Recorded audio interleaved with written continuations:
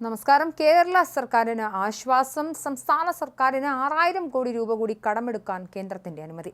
വൈദ്യുതി പരിഷ്കരണം നടത്തിയ വകയിലാണ് അധിക വായ്പയ്ക്ക് അനുമതി. ഇതോടെ സാമ്പത്തിക വർഷാവസാനത്തെ ട്രഷറി പ്രതിസന്ധി ഒഴിവാകും. ബില്ലുകൾ മാറാനുള്ള അവസരം അടക്കം ഇതോടെ ഒരുങ്ങിയിരിക്കുകയാണ്. നേരത്തെ ഈ സാമ്പത്തിക വർഷം കേരളത്തിന് 12000 കോടി രൂപ അധിക വായ്പയെടുക്കാൻ അനുമതി കേന്ദ്രം നൽകിയിരുന്നു. ഇതിന് പിന്നാലെ 6000 കോടി രൂപ കൂടി കടമെടുക്കാനാണ് അനുമതി ലഭിച്ചത്. ഡൽഹി രാജ്ഭവൻ ചർച്ചയിൽ ഇക്കാര്യം വരികയായിരുന്നു. ഡൽഹിയിൽ ഗവർണർ രാജേന്ദ്ര ആലേക്കർ, മുഖ്യമന്ത്രി പിണറായി വിജയൻ, കേന്ദ്ര ധനമന്ത്രി നിർമ്മല സീതാരാമൻ എന്നിവർ നടത്തിയ കൂടിക്കാഴ്ചയ്ക്ക് പിന്നാലെയാണ് കേരളത്തിന് അധിക തുക കടമെടുക്കാൻ കേന്ദ്രം അനുമതി നൽകിയത്. സംസ്ഥാനത്തിന്റെ ആവശ്യങ്ങൾ അംഗീകരിക്കുന്ന ധനകാര്യ മന്ത്രാലയത്തിന്റെ ഈ നിലപാട് സാമ്പത്തിക വർഷത്തിന്റെ അവസാനം കേരളത്തിന് ആശ്വാസം നൽകുന്നതാണ്. കെ.വി. തോമസ് മുൻകൈയെടുത്താണ് ഇത്തരമൊരു ചർച്ച നടത്തിയിരുന്നത്. ഇതോടെയാണ് കേരളത്തിന്റെ കാര്യത്തിലെ ഫയലുകൾക്ക് വേഗം കൂടിയത്.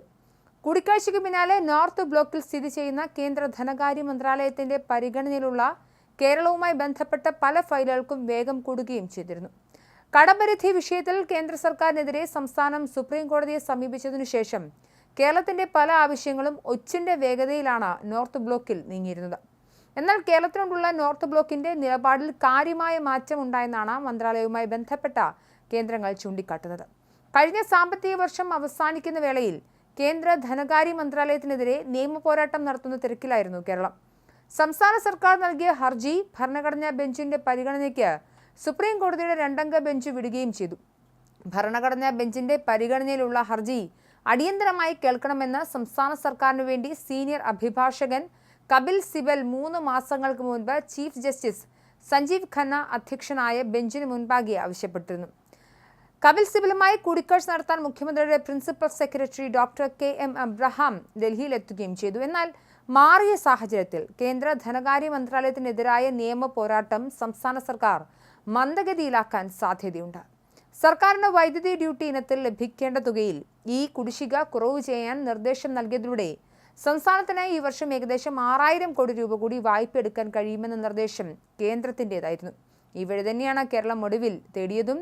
വൈദ്യുതി മേഖലയുടെ നവീകരണത്തിന് ചെലവഴിക്കുന്ന തുകയ്ക്ക് ആനുപാതികമായി 0.5% അധിക വായ്പ എടുക്കാൻ സംസ്ഥാനത്തിന് കഴിയും. ഈ ആനുകൂല്യം ഉപയോഗിക്കാനാണ് 2024 ഡിസംബർ 31 വരെ KSEBക്ക് ലഭിക്കാനുള്ള കുടിശ്ശികയായ 718.02 കോടി രൂപ സർക്കാർ നൽകുന്നത്.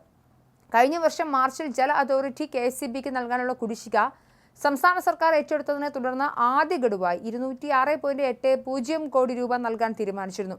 പിന്നീട് KSEB സർക്കാരിന് നൽകിയ റിപ്പോർട്ട് പ്രകാരം 2024 ഡിസംബർ 31 വരെ പൊതുമേഖലാ സ്ഥാപനങ്ങളുടെയും സർക്കാർ ഓഫീസുകളുടെയും ഉൾപ്പെടെ ആകെ കുടിശ്ശിക 718.02 കോടി രൂപയായി വർദ്ധിപ്പിച്ചു.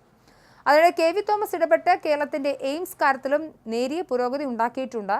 എയിംസുകളുടെ ചുമതലയുള്ള കേന്ദ്ര ആരോഗ്യ മന്ത്രാലയം സീനിയർ സെക്രട്ടറി അങ്കിത മിശ്രയുമായാണ് K.V. തോമസ് ചർച്ച നടത്തിയത്. കേന്ദ്രം ആവശ്യപ്പെട്ടത് പ്രകാരം നടത്തിയ ചർച്ചയിൽ Kerala house additional resident commissioner Chetan Kumar മീനയും K.V. തോമസിനൊപ്പം ഉണ്ടായിരുന്നു. കേന്ദ്രം പുതിയതായി അനുവദിക്കുന്ന 4 എയിംസുകളിൽ ഒരെണ്ണമാണ് കേരളത്തിന് ലഭിക്കാൻ പോകുന്നത്. സംസ്ഥാന സർക്കാർ എയിംസിനായി നിർദ്ദേശിക്കുന്ന സ്ഥലം കോഴിക്കോടാണ്. എയിംസ് അനുവദിക്കുന്നതിന് മുൻപായി നിർദ്ദേശിക്കുന്ന സ്ഥലത്ത് കേന്ദ്ര ആരോഗ്യ മന്ത്രാലയത്തിൽ നിന്നുള്ള സംഘമെത്തി അടിസ്ഥാന സൗകര്യങ്ങളുടെ ലഭ്യത, റോഡ്, റെയിൽ, വിമാന ഗതാഗത സൗകര്യം, ദേശീയപാതകളുമായുള്ള സാമ്യം തുടങ്ങിയ കാര്യങ്ങളുടെ കാര്യക്ഷമത വിലയിരുത്തും. ഇപ്പോൾ നടക്കുന്ന പാർലമെന്റ് സമ്മേളനത്തിന് തൊട്ടു പിന്നാലെ പരിശോധന നടത്തുമെന്നാണ് സീനിയർ സെക്രട്ടറി നൽകിയ ഉറപ്പെന്നും K.V. തോമസ് പറയുന്നു.